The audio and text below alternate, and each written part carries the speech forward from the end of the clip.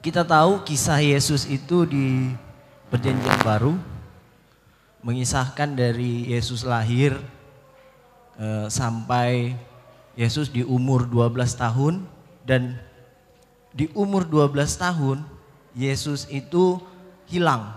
Tiba-tiba muncul di umur 30. Nah, pertanyaannya, kemana Yesus pada saat itu, dan kenapa kisah-kisah Yesus itu tidak ditulis? Kisah-kisah Yesus yang ketertinggal menurut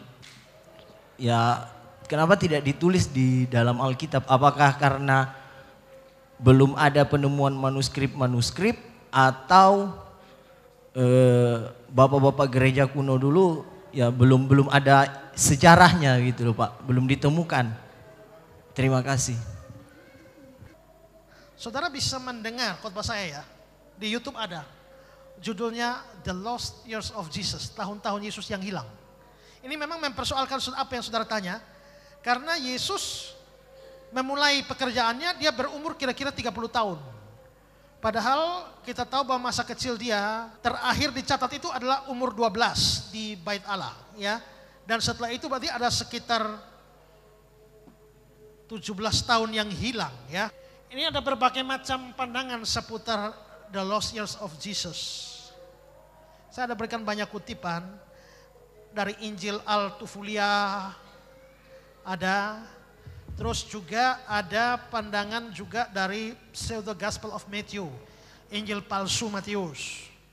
Juga ada The Gospel of Thomas, keterangan dari Injil Thomas, Yesus umur 5 tahun, apa yang terjadi? Ini semua, Yesus umur 6 tahun, umur 12 tahun.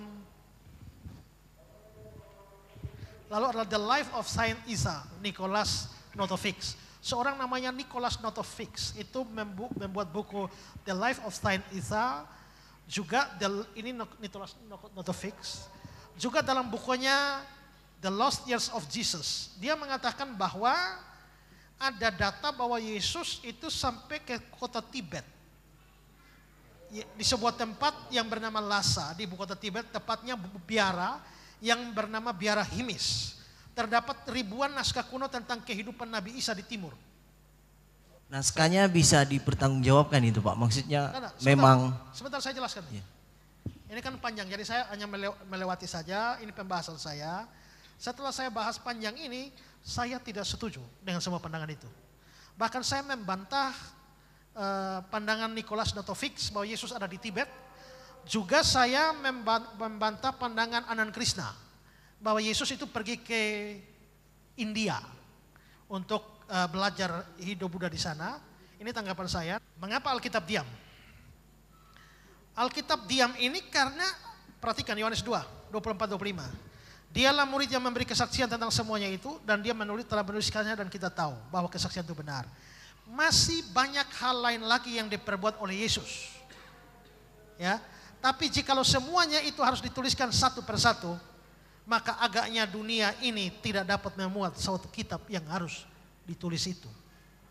Terus Yohanes 20 ayat 30-31, memang masih banyak tanda lain dibuat Yesus di depan mata murid-muridnya yang tidak dicatat dalam kitab ini.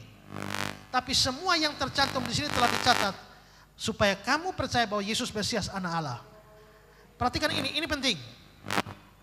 Tujuan Alkitab ditulis adalah supaya kamu percaya Yesus Mesias Anak Allah, dan supaya kamu oleh imanmu memperoleh hidup dalam namanya. Jadi tujuan Alkitab ditulis bukan untuk memberitahu segala sesuatu tentang Yesus. Tujuannya memberi catatan supaya kita bisa percaya, dan itu cukup. Tanpa catatan tentang Yesus pada usia 13 sampai 29, kita tetap sudah bisa percaya. Jadi dengan kata lain adalah bahwa mengapa itu tidak dicatat? Itu jelas karena dianggap tidak penting untuk dicatat. Ya. Nah, tapi muncul pertanyaan, Yesus itu memang pergi kemana pada usia itu? Ini saya bahas panjang lebar ini. Tapi kesimpulan saya adalah Yesus tidak kemana-mana. Dia tetap tinggal di Nazaret. Ya, dia tetap tinggal di Nazaret. Pertama lihat Lukas 2:40. Anak itu bertambah besar menjadi kuat, penuh hikmat dan kasih karunia Allah ada padanya. Dia pulang bersama-sama ke Nazaret dan dia tetap hidup dalam asuhan mereka. Dan Yesus makin bertambah besar. Jadi dari sini secara implisit Yesus besar di Nazaret. Karena itu dia dikenal sebagai Yesus dari Nazaret. Yesus orang Nazaret itu. Yesus orang Nazaret. Yesus orang Nazaret. Pasti karena dia memang besar di Nazaret. Perhatikan Lukas 4 ayat 16. Dia datang ke Nazaret tempat ia dibesarkan. Dan menurut kebiasaannya pada hari Sabat masuk rumah ibadah. Berarti Yesus memang besar di Nazaret. Biasa pada hari Sabat ke rumah ibadat, sinagog. Berarti memang Yesus tidak pergi kemana-mana. Dia bikin apa saja kalau begitu di Nazaret. Menurut saya dua hal. Pertama sekolah. Sekolah Yahudi. SD, SMP, SMA. Dia bersekolah. Pertama, dia sekolah mikra namanya. Umur 5 sampai 10 tahun. Itu belajar Taurat. Di tempat namanya Bet Haseper, rumah buku. Ini semacam SD. Habis itu masuk Misna. Itu umur 10 sampai 12. Habis itu masuk Talmud di usia 12 sampai 19. Ini semacam SMA. Habis itu untuk melanjutkan sekolah teologi, mereka masuk yang namanya Midras. Dari Midras ini muncul madrasah. Jadi menurut saya Yesus sekolah. Ikut sekolahnya Yahudi. Kedua, dia sambil membantu mamanya karena kelihatannya bapaknya mati muda. Yusuf kelihatannya mati muda. Kita bisa tahu dari mana? Perhatikan Matius 13. Bukankah ia ini anak tukang kayu? Berarti yang tukang kayu siapa? Yusuf. Bukankah ia ini anak tukang kayu? Tapi versi Markus, bukankah ia ini tukang kayu? Berarti Yesus ambil profesi bapaknya. Sambil sekolah, kerja bantu orang tua untuk menghidupi adik-adiknya. Karena Yesus punya adik. Adiknya Yesus siapa? Yaitu anak-anak yang dilahirkan oleh Yusuf dan Maria setelah Yesus lahir. Ada Yudas, ada Yakobus, ada Yoses. Adik Yesus itu dua menjadi penulis Alkitab.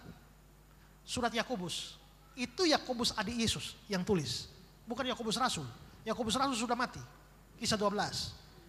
Yang menulis surat Yudas, itu Yudas adiknya Yesus. Bukan Yudas Iskariot.